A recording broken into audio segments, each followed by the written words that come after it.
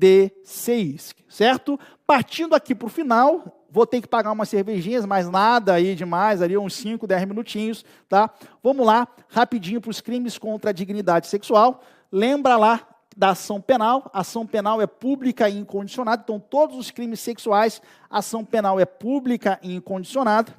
Lembra das causas de aumento de pena lá do artigo 226, então aumenta-se a pena de quarta parte se o crime é cometido mediante concurso de 2 ou mais pessoas, de metade se o agente é ascendente ou padrasto ou madrasta, tio, irmão, cônjuge, companheiro, tutor, curador.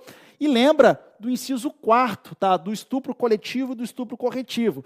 O inciso 4º, tá? Só se aplica para o 213, o crime de estupro, e para o crime de estupro de vulnerável. Tá? Então, o estupro do 213, ou estupro de vulnerável, cometido mediante concurso de 2 ou mais pessoas, temos 1/3 a 2/3 de pena aumentada. O estupro corretivo, que é aquele para controlar o comportamento social ou sexual da vítima, digamos lá, que a mulher, ela, por exemplo, era lésbica, né? E o sujeito estuprou essa mulher para, entre aspas, corrigir. Então, além de responder por estupro, terá essa causa de aumento de pena do estupro corretivo, certo? Tranquilo?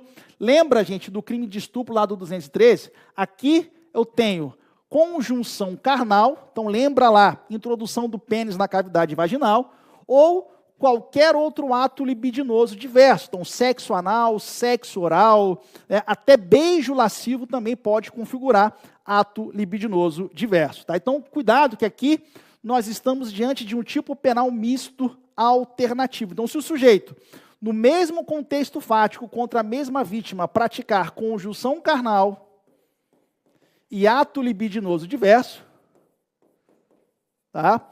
Então, digamos lá que o sujeito, mediante violência ou grave ameaça, obriga a vítima a manter com ele conjunção carnal e também a praticar atos libidinosos diversos. Eu tenho 2 crimes de estupro? Não. Lembra lá do princípio da alternatividade. Tá? Eu tenho crime único de estupro. Tá? É crime bicomum, então o sujeito ativo pode ser homem ou mulher, o sujeito passivo também pode ser homem ou mulher, e cuidado que o crime de estupro ele é material, ele vai se consumar quando houver a conjunção carnal ou ato libidinoso diverso. Só que nem sempre precisará haver contato físico entre o agente e a vítima. Como assim? Olhem só a redação do 213. Ou a praticar, ou permitir que com ele se pratique outro ato libidinoso. Então, corta para mim aqui. Tá? É claro que na maioria das vezes vai ter contato físico entre o agente e a vítima, mas esse contato físico é imprescindível? Não. Digamos que o cara está longe da vítima, mediante emprego de arma de fogo, obriga a vítima a se tocar em suas partes íntimas. Mesmo ele não encostando nela, eu tenho estupro do 213, tenho estupro do 213. Cuidado, mas muito cuidado com isso. Tá? E o estupro, além disso, ele é crime hediondo. Tá? Qual que é a particularidade aqui do estupro de vulnerável? Aqui o que importa no estupro de vulnerável é a condição de vulnerabilidade da vítima. Então, se a vítima ela é pessoa vulnerável, se ela tem menos de 14 anos, tá?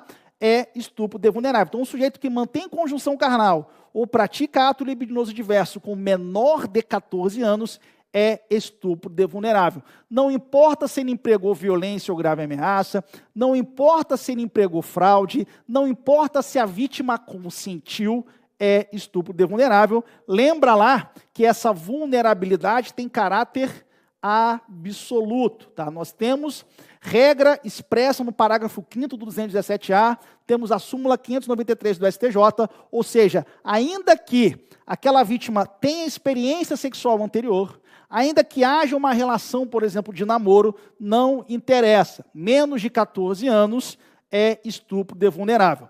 Ah, professor, mas e se a vítima tem 14 anos ou mais? De duas, uma.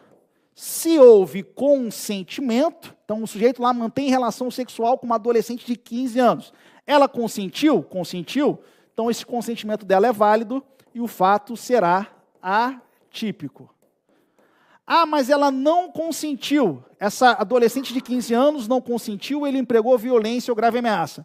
Nós temos o estupro do 213, só que esse estupro será qualificado nos termos do parágrafo 1º, certo? Porque a vítima tem mais de 14 e menos de 18, certo? Tranquilo? Beleza? Lembra também dos outros vulneráveis, tá? Nós temos o caput, menor de 14 anos, mas temos outros vulneráveis também no parágrafo 1º. Então, um agente que mantém relação sexual ou pratica ato libidinoso diverso com quem não tem o necessário discernimento ou porque não pode oferecer resistência, então aquela pessoa está completamente embriagada, apagada, não pode oferecer resistência nenhuma, o sujeito vai lá e mantém relação sexual ou pratica ato libidinoso diverso. O que eu tenho? Estupro de vulnerável, certo? Tranquilo? Cuidado, gente, que no estupro de vulnerável, a vulnerabilidade é absoluta. Tá? Então, independente, por exemplo, desse menor de 14 anos ter experiência ou não, eu tenho estupro de vulnerável. Mas, atenção, aqui, tese especial, cuidado com o erro de tipo.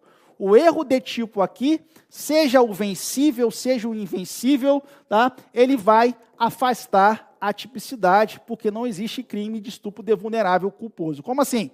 Imagine que o sujeito mantém relação sexual com um menor de 14 anos. Conheceu lá uma menina de 13 anos. Só que ele conheceu numa boate, tá? Ela aparentava ter mais de 18. Nessa boate só podia entrar maiores de 18. Ela disse para ele que tinha mais de 18. Ela mostrou o perfil dela no Instagram, e o perfil dela no Instagram estava lá mais de 18. E o sujeito manteve relação sexual com ela, acreditando que realmente, errando quanto uma circunstância fática, acreditando que ela realmente tinha mais de 14 anos. Mais de 18, no caso, que conheceu numa boate. O que ele pode alegar? Erro de tipo, né? Enfim, que vai excluir o dolo e vai afastar a tipicidade do crime de estupro de vulnerável. Lembrando que o erro de tipo aqui, independentemente se ele é evitável, se ele é inevitável, como vai excluir sempre o dolo, não há possibilidade de reconhecimento aqui do crime de estupro de vulnerável.